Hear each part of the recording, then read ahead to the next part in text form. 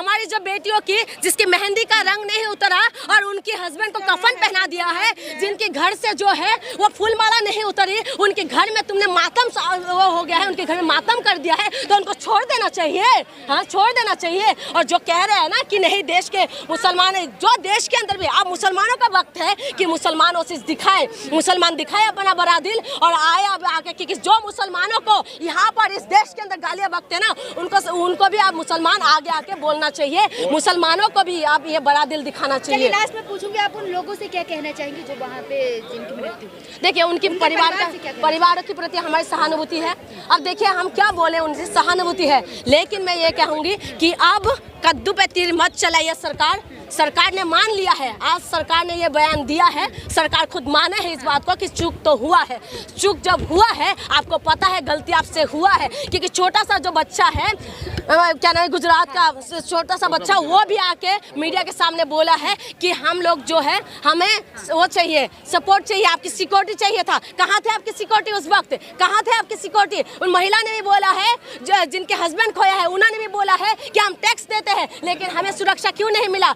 हरियाणा के अंदर chief minister के सामने उन्होंने बोला है, उनकी जो विनय है, उनकी बहन ने बोला है कि 1.5 घंटे तक मेरा भाई जिंदा थे लेकिन कोई वहाँ पर मौजूद नहीं थे। हम टैक्स क्या देते हैं? टैक्स किस लिए देते हैं? तुम्हें रेड कार्पेट में घूमने के लिए देते हैं? हम टैक्स इसीलिए देते हैं कि तुम उड़न खटोला में घूमते रहो। हम टैक्स इसीलिए देते हैं कि हमारी जो जनता है वो सुरक्षित है। हम इसीलिए टैक्स देते हैं कि हमें सुरक्षा मिले, हमें सहायता मिले, लेकिन वो चीज़ नहीं हुआ है। इसीलिए जब सरकार ने गलती मान लिया है, ठीक है, सरकार ने गलती मान लिया, हम मान लेते हैं कि सरकार अब सुधारेगी अपनी गलती। अब उसमें काम होना चाहिए जिसमें इन पाकिस्तानियों को सबक सिखाना चाहिए, क्योंकि अब चुनाव है, अब चुनाव है। इसमें भी एक राहत इंदौरी साहब ने बोला था, सीमा पे तनाव है, पता करो चुनाव है क्या। तो इसीलिए इस मुद्दे को भी नजर रखते हुए चलना चाहिए कि चुनाव है क्या। कहीं इसी मुद्दे को लेके मोदी जी ने, जैसे पुलवामा हमले के टाइमिंग में मोदी जी ने जब हमला हो गया था 2019 के बाद, जब चुनाव हुए थे, तो उन शहीदों के नाम पे वोट मांगा गया। लेकिन मोदी जी, मैं आपसे निवेदन करती हूँ कि इनके नाम पे आप ऐसा कुछ करें ना, जबकि आपको खुद पता है कि ये ऐसा अगर होगा तो हम लोगों को भी बर्दाश्त नहीं होंगे। लेकिन हम आपके साथ में खड़े हैं, हमें पीओ के चाहिए और घुस के मारिए। आपका भी इस वक्त जो है आपका भी दिखाना है, क्योंकि इंदिरा गांधी ने जो थी ना, इंदिरा गांधी की टाइमिंग में जो है इंदिरा गांधी ने दिखाई थी वो चीजें, इंदिरा गांधी दिखाई थी वो कि वो कितना ताकतवर है। देश पूरा, भारत पूरा वर्ल्ड में से नक्शा में से हटा दिया था, पाकिस्तान का नक्शा बदल दिए थे। तो मोदी जी का भी वो है, ये शान से मोदी जी को कर सकते हैं। तो इनके सबसे बड़े कर्ता धर्ता जो बीजेपी के जनक है आडवाणी साहब, जिन्ना की मजार पे माथा टेकने गए थे या नहीं थे?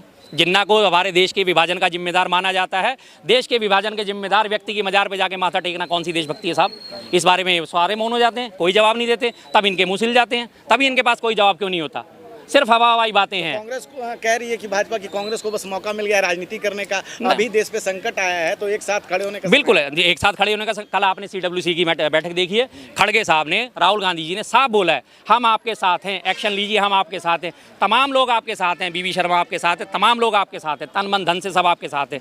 एक्शन लीजिए, कड़ा एक्शन लीजिए, लेकिन उसे राजनीति में मत बदलिए, उस आपदा को अवसर मत बनाइए। आपने पहले भी एक्शन लिया था, तमाम देश आपके साथ खड़ा हुआ था। और इस देश की खासियत है, इस देश की खासियत है, जब जब देश पे आँच आती है, यहाँ के हिंदू, मुस्लिम, सिख, ईसाई सारी चीज़ें भूल के सबसे पहले देश के बारे में सोचते हैं। यहाँ जाति के बारे में, प्रथा के बारे में, पंथ के बारे में कोई नहीं सोचता। सबको देश की, आज देश में दिल्ली में बंद का आह्वान करा गया ना, सारी तमाम मार्केटें बंद है, तमाम मार्केट, छोटे से पटरी वाले से लेकर बड़े होलसेलर तक ने बंद करके।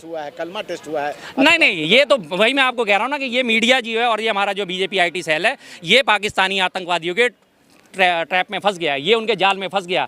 मैं बार बार इस बात पे गौर कर रहा हूँ, इस बात पे कि वो गोली से तो 27 लोगों को मार के गए हैं, लेकिन अपनी बोली से उन्होंने लाखों लोगों को आज मार दिया है। आज तमाम जो है देश के हिंदू और वो मुसलमानों के बीच में खाई जितनी थी उसे और चौड़ा करके चले गए कि देख लो, अब लगातार ये फैलाया जा रहा है, देख लिया हिंदू पूछ, अगर तुम हिंदू होते हो, तमाम तरह से आज तंज कैसे जा रहे हैं कि मैं कलमा सीख लूँ। जैसे वो निशिकांत दुबे जो भी SY कुरैशी साहब को मुस्लिम आयुक्त बता रहे थे, आज वो उन्होंने अपनी ट्विटर पर ट्वीट करा है कलमा लिखते हुए कि कलमा सीख लूँ, क्या पता आप कब इसकी जरूरत पड़ जाए। अरे कलमा सीखने की जरूरत नहीं है, तुम्हें देशभक्ति सीखने की जरूरत है। पुरुषों को क्यों मारा गया, महिलाओं को क्यों नहीं मारा गया? अगर हिंदू, हाँ जी, बिल्कुल वो मार सकते थे, लेकिन उन्हें अपना नैरेटिव फैलाना था ना सर। नैरेटिव वो जो फैला के चले गए, लोगों के दिमाग में भर के चले गए।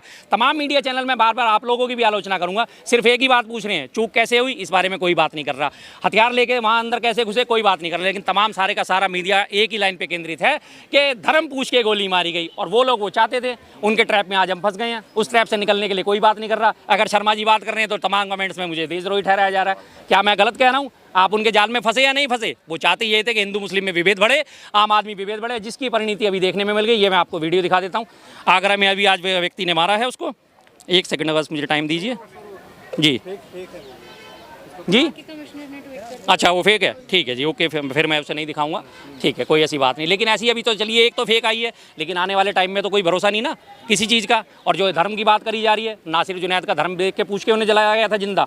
जो बंटी बजरंग क्या है वो बिट्टू बजरंगी और मोनू मानेसर, क्या ये लोग आतंकवाद की श्रेणी में नहीं आते? आते हैं ना सर। आतंक का मतलब वही है, जिसने किसी को मारा, जिसने आतंक फैलाया, सब आतंकवादी है। और वास्तव में आतंकवाद का कोई धर्म नहीं होता। मैं इस बात को फिर से रिपीट करूंगा, बेशक लोग मेरी बात से सहमत हों या ना हों। बिल्कुल इस देश में आए दिन जाति के नाम पे भी लोगों को मारा जाता है, तो जी जी जो नैरेटिव है कि धर्म जाति नहीं जो है धर्म पूछा गया, धर्म पूछा गया, बिल्कुल जी, ये एक सवाल है अपने आप में। हाँ, ये सवाल इसमें आपने है कि आज भी आप 75 साल हो गए देश को, लोकतंत्र बने हुए, 1950 में लोकतंत्र स्थापित हुआ था, और उसके बावजूद भी आज जाति प्रथा जो है इतनी जड़ पकड़ के गई है, तो उसकी परिणति कहाँ मिलती है? जब पता चलता है कि आपको मध्य प्रदेश में एक दलित के सर के ऊपर पेशाब कर दिया जाता है और उसके ऊपर कोई कार्रवाई नहीं होती। जब दलित को घोड़े से चढ़ने से उतार दिया जाता है और उसे गोली मार दी जाती है दलित को, तब उस पर कोई कार्रवाई नहीं होती। जब एक दलित अपनी मूंछों पे अगर ऐठन दे देता है तो उसे गोली मार दी जाती है, तब उस पर कोई कार्रवाई नहीं होती। और लगातार आज भी उस दलित जो व्यक्ति हैं उनकी जाति को गाली के तौर पे इस्तेमाल करा जाता है। इन चीज़ों से बचने के लिए, इन चीज़ों से ऊपर उठाने के लिए राहुल गांधी जी ने बोला था कि जातिगत जनगणना होनी चाहिए। तो अल्टीमेटली बीजेपी ने आज उस चीज़ पे प्रहार कर दिया कि देख लिया, जाति जाति करते हो, इन्होंने तो धर्म पूछ के मारा है। ये भी तो बन जाएगा कि जब राष्ट्र की बात आई तब लोग जाति की बात कर रहे थे। जी जी, किसी ने नहीं करी इस टाइम, किसी ने बात नहीं करी। बिल्कुल मैं आपको फिर याद दिला रहा हूँ, कल CWC की बैठक हुई है, खड़गे जी का एक ही बयान था, राहुल जी का एक ही बयान था, मोदी जी आप तगड़ा एक्शन लीजिए, हम सब आपके साथ हैं, तमाम विपक्ष आपके साथ है इस मसले पर, लेकिन इस मसले को हम राजनीति का रूप मत दीजिए। लेकिन उन्होंने वही काम करा, कश्मीर नहीं गए, पीड़ितों से मिलने नहीं गए, लेकिन वो अपनी हरी झंडी दिखाने बिहार पहुंच गए। क्या इसका मैसेज जाता है सर? धमकी दे रहा है परमाणु बम का, कैसे देखते हैं इसको? अरे सर ये तो धमकी कुछ नहीं है, गीदड़ भभकी हैं। आपने देखा होगा भी, आपको यहाँ पे भी बंदर मिल जाएंगे थोड़े से।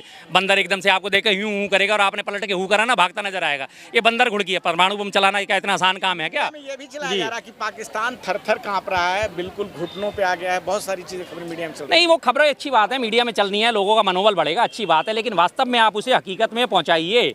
आप हकीकत करिए। पाकिस्तान तो थर-थर कांपा था 2016 में भी, जब आपने नोटबंदी करके आतंकवाद की कमर तोड़ दी थी। पाकिस्तान तो थर-थर कांपा था 2019 में भी, जब पुलवामा अटैक हुआ था।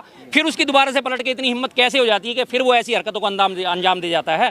2019 में भी हमारे 44 जवान मरे थे। एक जवान मरने का मतलब होता है कम से कम 1000 व्यक्तियों की मौत। हमारे देश की आबादी करीब 140 करोड़ है और हमारा जो सैन्य बल है लगभग 15 लाख का है, टोटल सैन्य बल मिला के। अगर आप एवरेज निकालें तो प्रत्येक एक व्यक्ति पे एक जवान होता है। तो अगर एक जवान मारा जाता तो इसका मतलब 1000 लोग मारे गए। अगर 40 जवान मारे गए तो इसका मतलब 40,000 लोग मारे गए। तो 2019 के बाद भी आपने कड़े कदम उठाए थे, तो उसका असर क्या हुआ? आज 2025 में हम फिर उसी की परिणति देख रहे हैं, फिर उसके बाद उसे वही हम चीज़ देख रहे हैं। आज तक रिपोर्ट नहीं आई। जी, आज तक रिपोर्ट नहीं है। चलिए।